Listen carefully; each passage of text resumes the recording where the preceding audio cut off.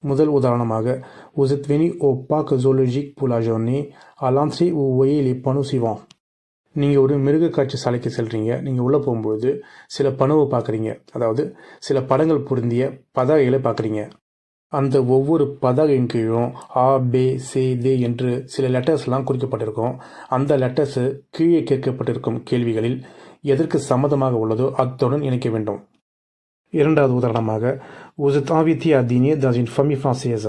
நீங்கள் ஒரு பிரெஞ்சுக்கார குடும்பத்தால் இரவு உணவுக்கு அழைக்கப்பட்டிருக்கிறீர்கள்.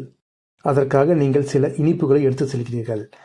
Lisez la composition de ces gâteaux et inscrivez le numéro du gâteau qui correspond à chaque personne de la famille.